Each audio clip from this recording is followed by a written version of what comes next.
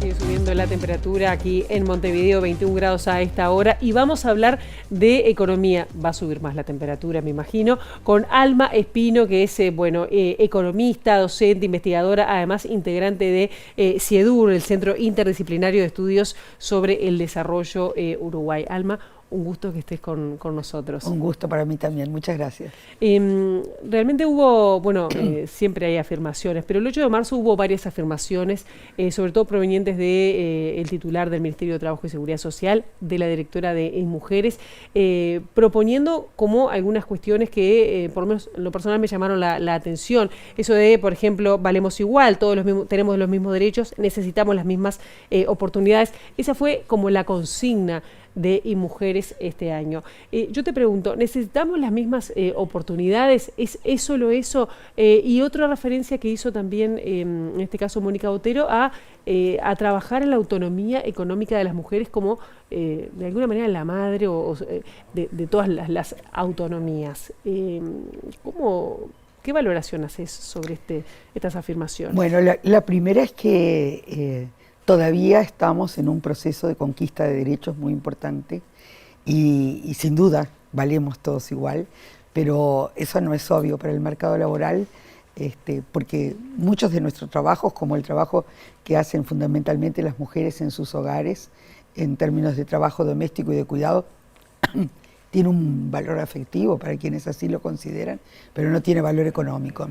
Por otro lado, hay sectores en los cuales tendemos a concentrarnos las mujeres. Nosotros hemos estudiado bastante el tema de la segregación laboral de género, y en esos sectores las mujeres percibimos comparativamente ingresos laborales menores que los varones.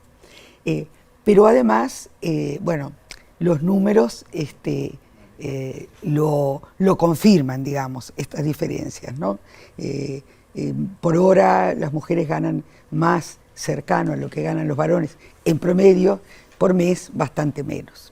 Ahora, es claro que ha habido cambios, ha habido mejoras, eso sí, sería imposible negarlo. Es decir, si nosotros miramos, 20 años para atrás, nos vamos a encontrar con brechas de género sustancialmente mayores. Claro, justamente de brechas de género también mencionaron que se habían acortado en este gobierno de 76 pesos que ganaba una mujer en relación a 100 de los hombres, ahora ganan 78 en relación a los hombres.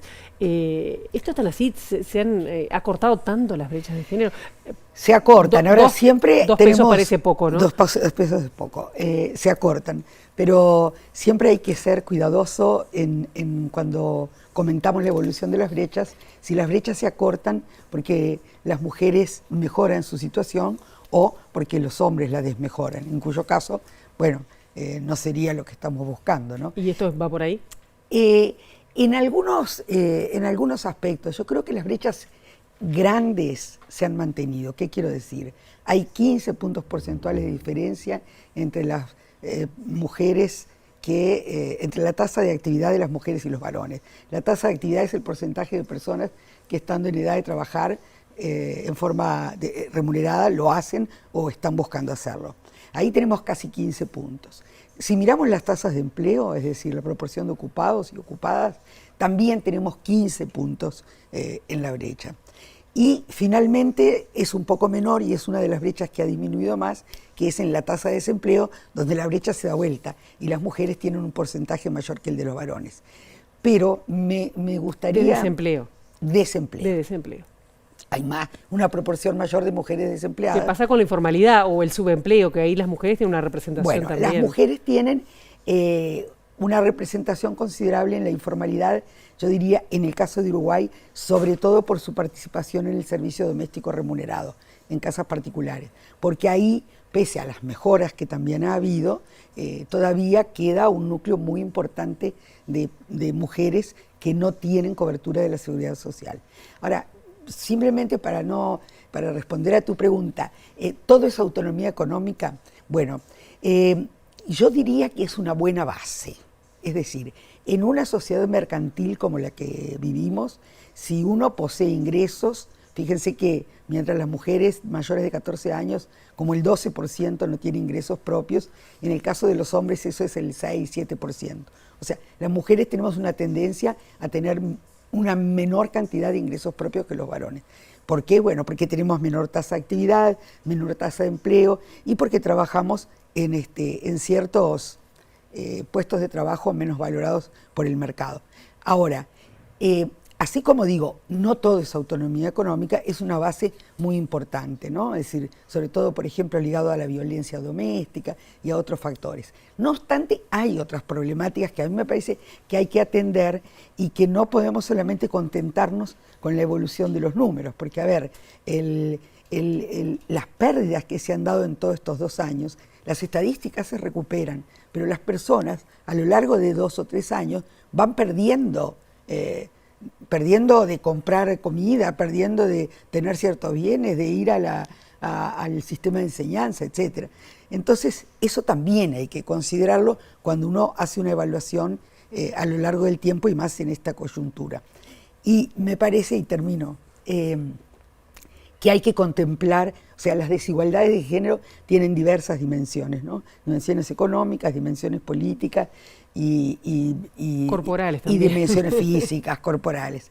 Entonces, en realidad, esas 3 formas de autonomía, por supuesto que están combinadas y articuladas, y bueno, y unas pueden desequilibrar a las otras. Recién hablabas de en 2 años todo lo que se pudo perder, incluso como sociedad, ¿no? Porque parece que la pandemia está lejos, pero la pandemia dejó efectos importantes y más en las mujeres que en los varones. No hablo de efectos psicológicos, que los estamos viendo, que serán analizados capaz que dentro de 10 años, pero a nivel de impactos económicos, ¿cómo fue el impacto diferenciado entre hombres y mujeres? Bueno, ese primer corte, porque después Montevideo Interior debe ser otro mundo. Sí, en Montevideo Interior, cuando hablamos de, por ejemplo, de la participación de las mujeres en el mercado laboral, bueno, en promedio, ¿no? O sea, las cifras que se comentaron el 8 de marzo son en promedio, claro, porque nosotros entre mujeres podemos tener unas diferencias gigantes dependiendo Montevideo, localidades de más de 5.000 habitantes o de menos de 5.000.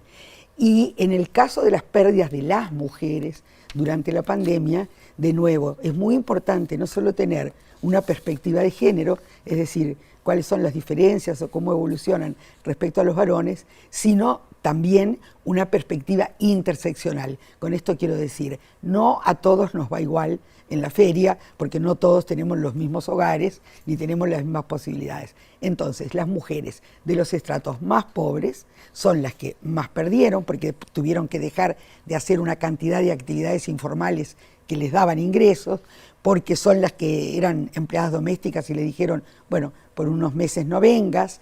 Y aunque se hicieron políticas, porque se hicieron políticas para contribuir a todo eso, de cualquier manera hay pérdidas muy importantes en términos de ingresos, pero yo diría que en términos de la autonomía económica, también cuando cae la tasa de actividad, es decir, cuando las mujeres no están saliendo a buscar trabajo al mercado y cuando no están empleadas, no tienen ingresos. Y eso es una pérdida que a lo largo del tiempo seguramente ha tenido un impacto mayor. Ya tenemos que ir redondeando, pero me gustaría preguntarte, porque estamos en semanas nada más de comenzar una nueva ronda de consejos de salarios. Me llamó la atención la cifra de hombres que son los que negocian, aun cuando hay sectores netamente feminizados, ¿no?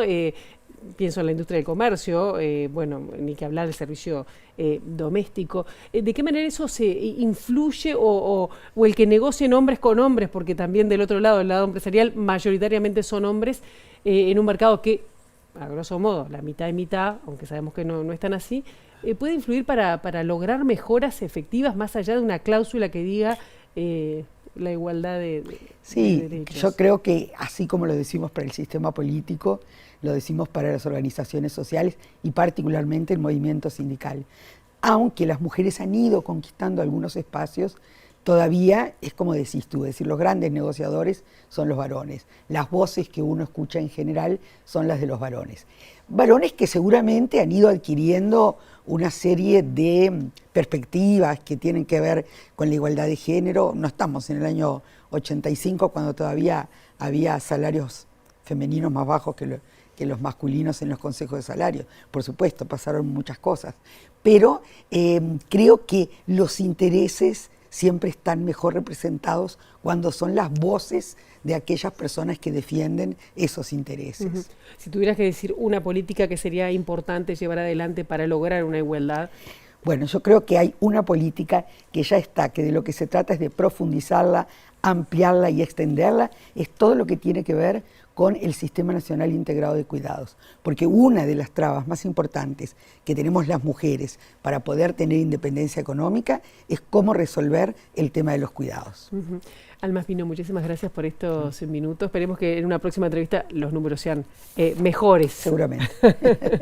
Bien, gracias.